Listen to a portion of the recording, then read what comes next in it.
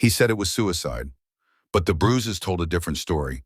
And when the blood test came back, the truth hit harder than any confession ever could. The warden of a Texas correctional facility, a man once respected, feared, and admired, had just tested positive for HIV. 3 days later, the inmate he'd secretly been seeing was found dead in her cell. And the last words in her diary read, "He said I'd never walk free. I made sure neither of us would." He thought he buried the truth forever, until it came back in his own blood. This is a story about power, control, and what happens when the person you thought you owned decides to destroy you from the inside out. Before the scandal, Warden Thomas Miller was a model of authority, a church-going family man known for his discipline and moral sermons to inmates about redemption and second chances. He was the kind of man people trusted to keep others in line. Thomas had worked at Huntsville Correctional Facility for 17 years. He'd risen through the ranks methodically, never making waves, always doing things by the book. At least, that's what everyone thought. His wife Susan taught Sunday school. Their 2 daughters were honor students. Clarissa Moore was inmate number 4429, 28 years old, smart, calm, and unnervingly composed for someone serving time. She'd been convicted for fraud, not violence. A white-collar crime involving identity theft and credit card schemes that netted her nearly $200,000. She knew how to manipulate systems and people. That was her gift. And her curse. For prison, she'd worked in marketing, understanding how to read people, how to make them trust her, how to give them exactly what they wanted to hear. They met in a rehabilitation program Thomas oversaw. At first, their interactions seemed professional. He'd sit across from her during counseling sessions, asking about her progress, her goals for reintegration. Then the sessions grew longer, the questions more personal, the boundaries less clear. Late-night counseling turned into private visits, small favors, promises, secrets whispered in corridors where cameras didn't reach. Thomas told himself he was helping her, that she was different from the other inmates, that she understood him in ways his wife never could. Behind every perfect life, there's a secret someone swore to take to the grave. Thomas Miller's secret was that he felt invisible in his own home. Susan had stopped seeing him years ago.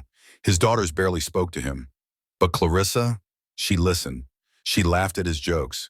She made him feel powerful again. The affair didn't stay hidden for long. Inmates whispered. Guards noticed Thomas spending unusual amounts of time in the education wing where Clarissa worked in the library. But Miller was untouchable. He'd built relationships with the right people, made himself indispensable to the administration, until Clarissa started talking about their relationship to the wrong people.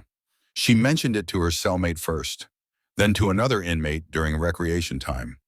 The rumors spread like wildfire through the facility. Some inmates saw it as leverage. Others saw it as entertainment. Clarissa told people she had proof, a flash drive containing emails, a journal with detailed entries, letters Thomas had written on prison stationery, folded and passed through trusted inmates.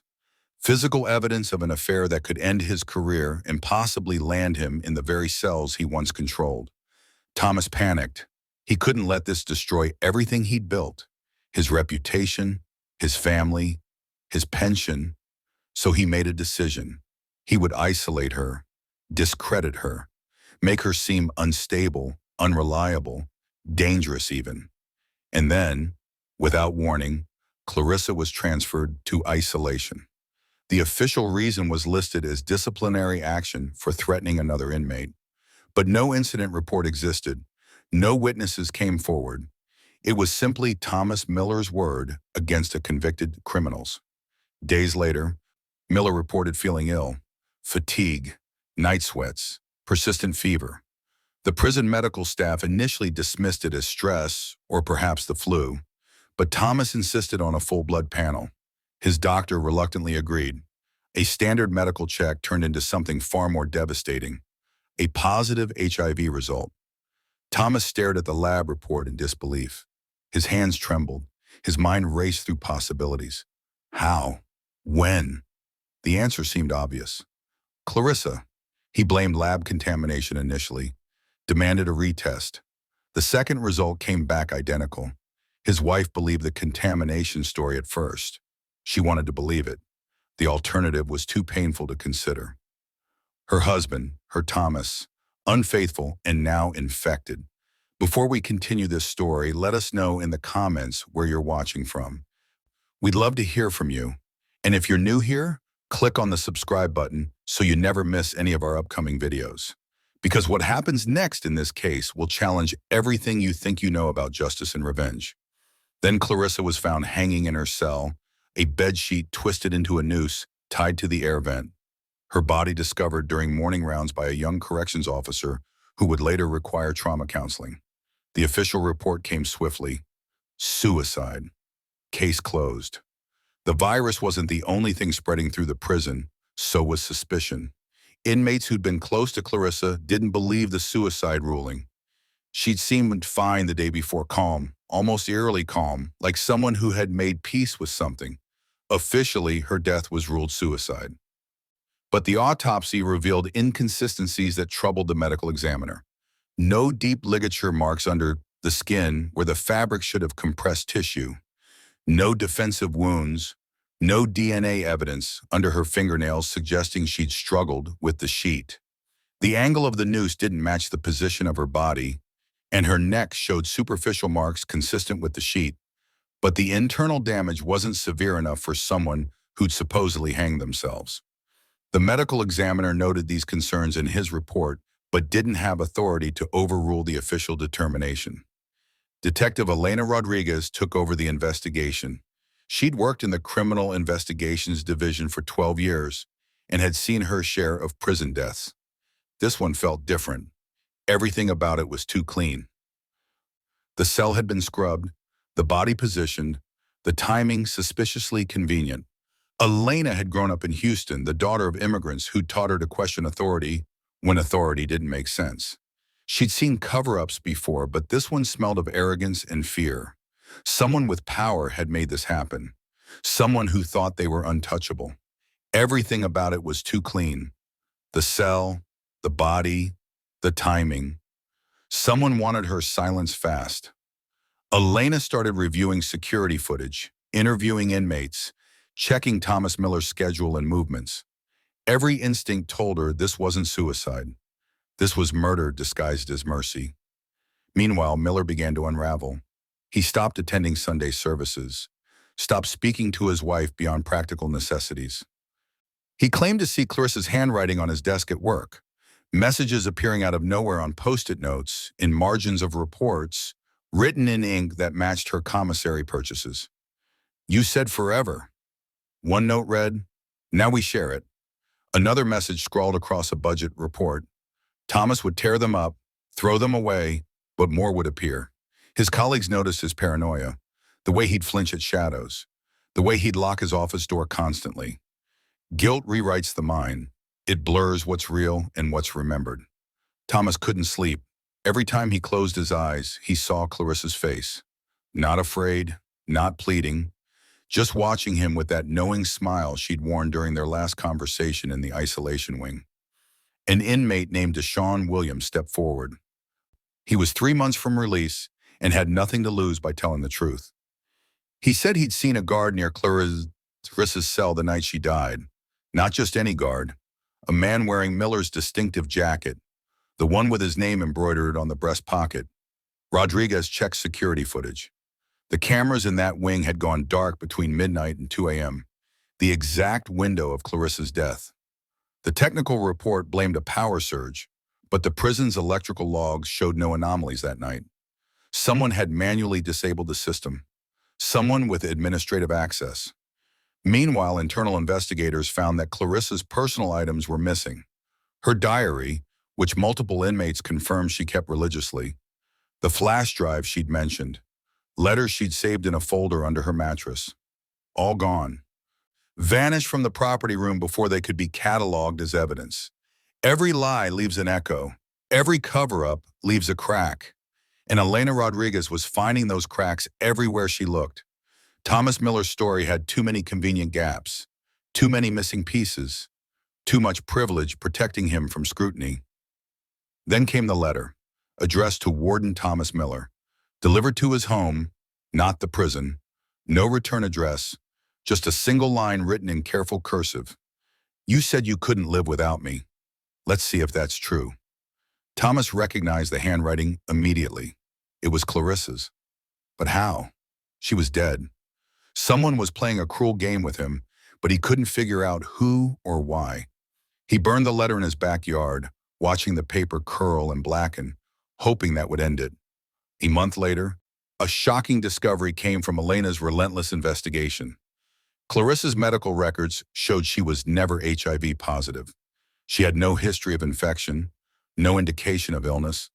Every test she'd taken during her incarceration came back negative, meaning either she lied or someone faked her results. And if someone faked them, why?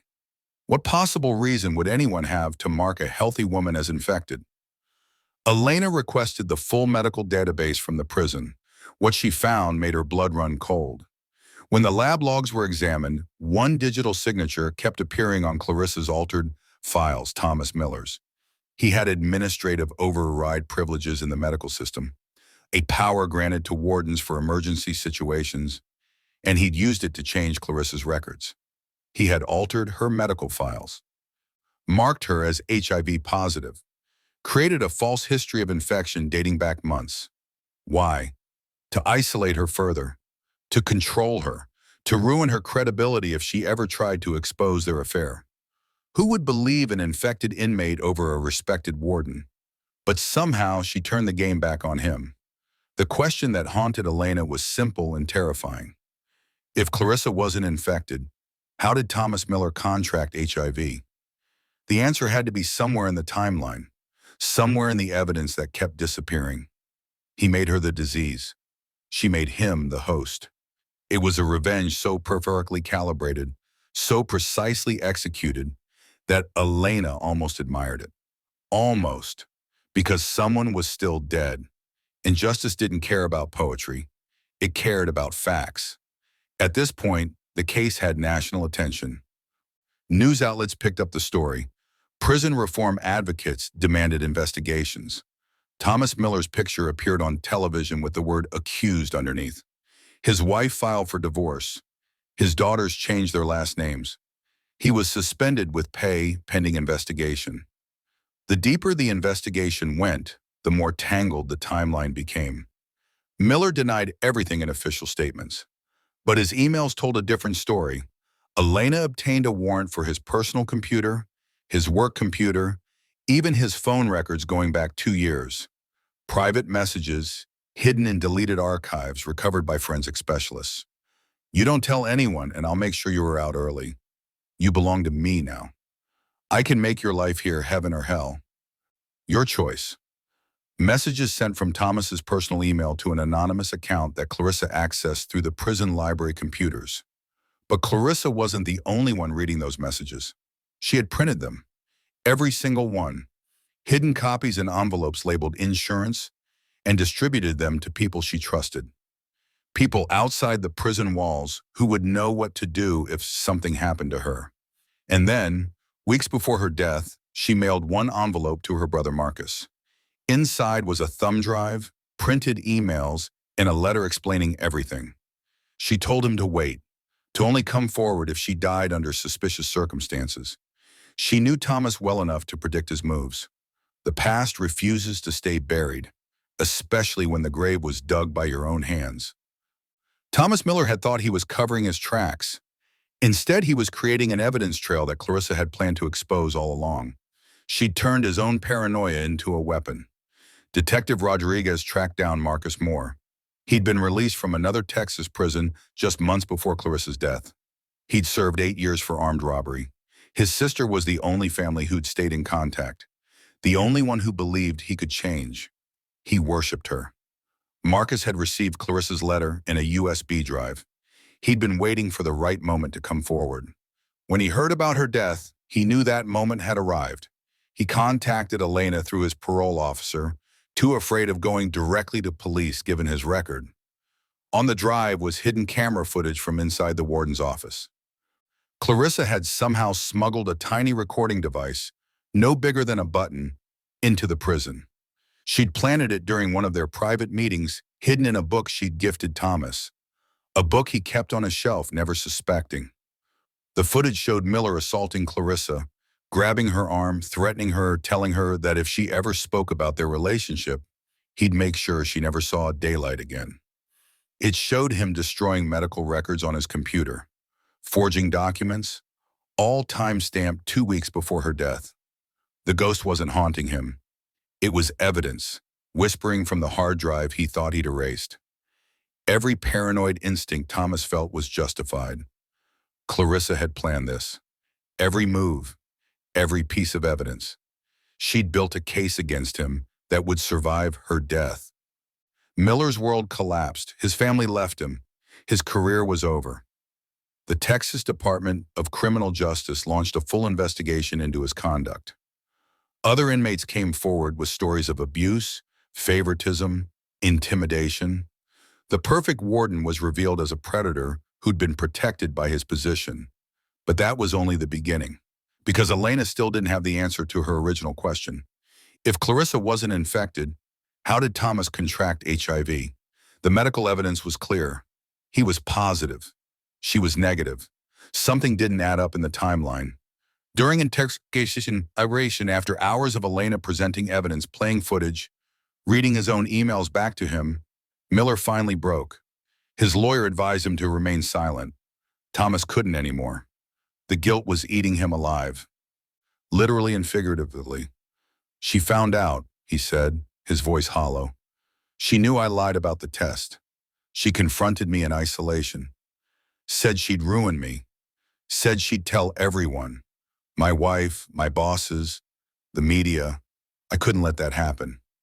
I had to stop her."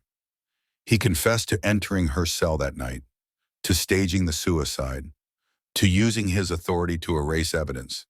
He thought that would be enough, that silencing her would end the problem. He didn't realize she'd already set her final plan in motion weeks before. Lab reports revealed Miller's HIV infection matched a blood sample taken from another inmate.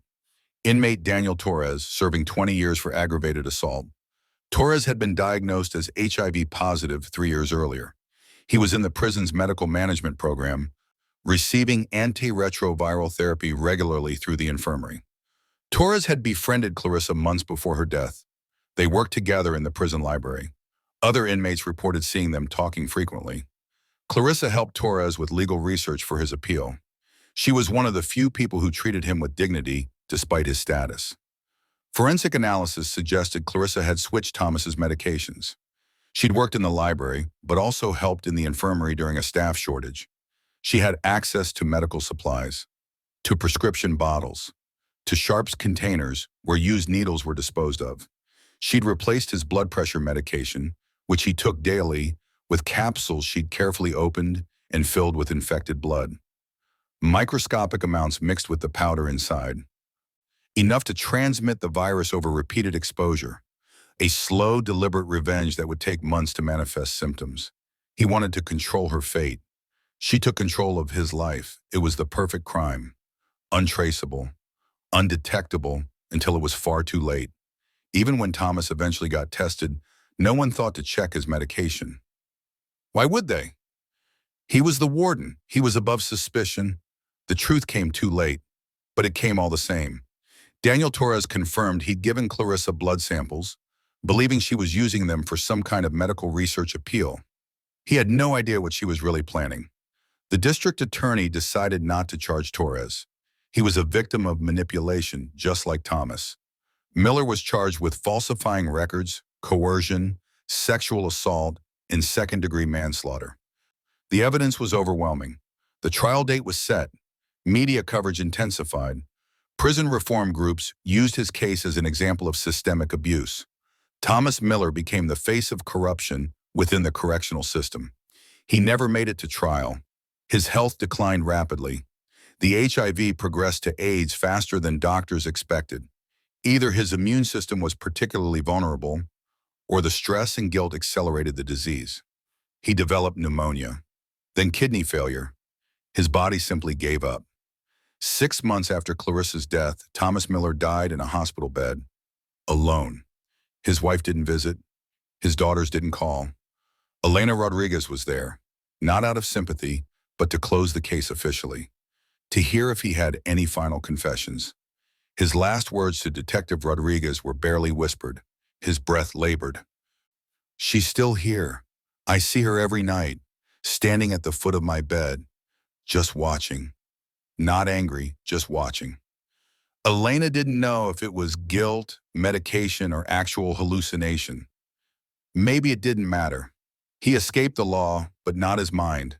In the end, the prison he'd controlled for 17 years became the prison inside his own head. There was no parole from that sentence, no time off for good behavior, just endless days of deterioration and the ghost of a woman he'd tried to erase. Clarissa's death was officially reclassified as undetermined. The evidence suggested homicide, but with the primary suspect dead and the case tangled in legal complexity, the state decided not to pursue further prosecution. It was a compromise that satisfied no one, but allowed everyone to move on. Her brother Marcus refused to claim her body initially. When pressed by authorities, he said she was finally free and that bringing her back to the world that had failed her seemed cruel. Eventually, a victims advocacy group arranged for her burial in a small cemetery outside Austin.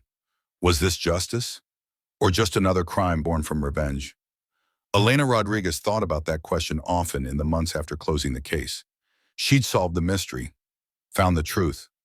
But truth didn't feel like victory. It felt like witnessing two people destroy each other in slow motion. Clarissa Moore entered prison as a criminal. She left as a ghost. But in between, she'd become something else entirely. A victim who became a vigilante. A woman who decided if she couldn't have freedom, she'd have revenge. And she'd planned it with the same precision she'd once used to steal identities. Thomas Miller entered as a warden. He left as a victim of his own corruption. The power he'd abused became the weapon used against him. The control he'd craved became the prison he couldn't escape. In trying to silence one voice, he'd amplified his own crimes for the world to hear. Love turned to control, control to guilt, and guilt to death. It's an old story told in a new way. The powerful preying on the vulnerable finding ways to fight back, the system failing everyone involved until it was too late to save anyone. In the end, both prisoner and warden were serving the same sentence, one of lies, obsession, and irreversible consequence. They'd both chosen paths that led to destruction. The only difference was that Clarissa knew exactly where her path would end. Thomas thought he could escape his. The Huntsville Correctional Facility implemented new oversight policies after the scandal. Cameras that couldn't be manually disabled. Mandatory reporting systems for any personal relationship between staff and inmates.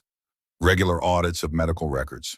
They called it the Clarissa Moore Protocol, though few people knew the full story behind the name.